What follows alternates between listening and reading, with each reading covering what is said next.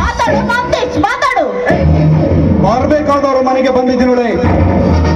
ಸಿಕ್ಕವರ ಮನೆಗೆ ಹೆಜ್ಜೆ ಇಡಲು ನಾನೇನು ಲಜ್ಜೆಗೆಟ್ಟವನಲ್ಲ.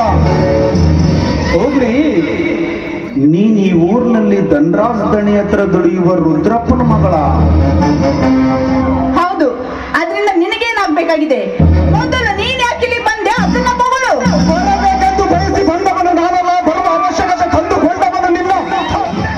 ನೀನು ಮಾತೇಶ್ ಧನರಾಜನ್ ಮಗನ? ನಿಂತ ನೆನವೇ ನಂಬದಂತಾಯಿತೆ.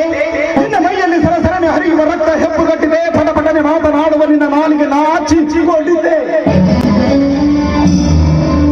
ಇಷ್ಟು ದಿನ ನಾನು ನಿನ್ನ ಪ್ರೀತಿ ಬಯಸಿದ್ದು ಯಾವ ಬಾಯಿಂದ ಹೇಳಿ? ಚಿಲಿಮೆಯಂತೆ ಚಿಮ್ಮಿ ಬರುವ ಈ ನಿನ್ನ ಯೌವನ, ಅಡಿಯಿಂದ ಮುಡಿಯವರೆಗೂ ಕಲ್ಮಶಗೊಳ್ಳದ ಈ ನಿನ್ನ ಸೌಂದರ್ಯ,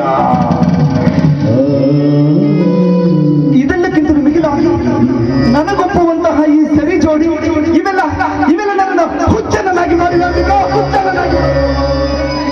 ಭಯಪಡಬೇಡ, ನೀನ್ ಮನಸ್ಸಿನಿಂದ ಒಪ್ಕೊಂಡ್ರೆ ಸರಿ. ಇಲ್ಲ, ನಿನ್ನ ದೇಹವನ್ನು ಕುಕ್ಕುವರನ್ನು ಹಾಕು ನಾನಾಗಬೇಕಾಗುತ್ತೆ.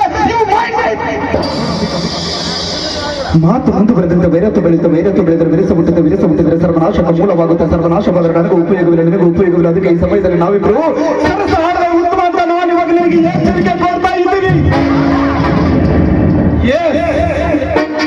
ಮಿಸ್ಟರ್ ಮಹಂತೇಶ್, ನಾನ್ ನಿನಗೊಂದು ಪ್ರಶ್ನೆ ಕೇಳ್ತೀನಿ, ಅದಕ್ಕೆ ಉತ್ತರ ಹೇಳ್ತೀಯ? Why not? ಕೇಳು, ಅದಕ್ಕೇನಂತೆ? ಮನುಷ್ಯ ಹೊಟ್ಟೆ ಹಸಿವಾದ್ರೆ ಏನ್ ತಿಂತಾನೆ?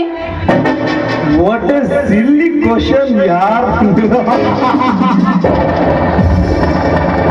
ಮನುಷ್ಯರು ಹೊಟ್ಟೆ ಹಸಿದಾಗ ಅನ್ನ ತಿಂತಾರೆ.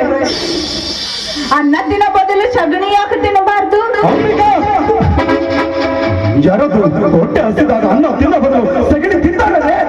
ಈಗ ನೀನು ತಿನ್ನಲು ಬಂದಿದ್ದೆ ಸಗಣಿಯನ್ನೇ. ಏನ್ ದುರಂತ ಕಾದಿದೆಯೋ ನನಗೆ ಗೊತ್ತಿಲ್ಲ.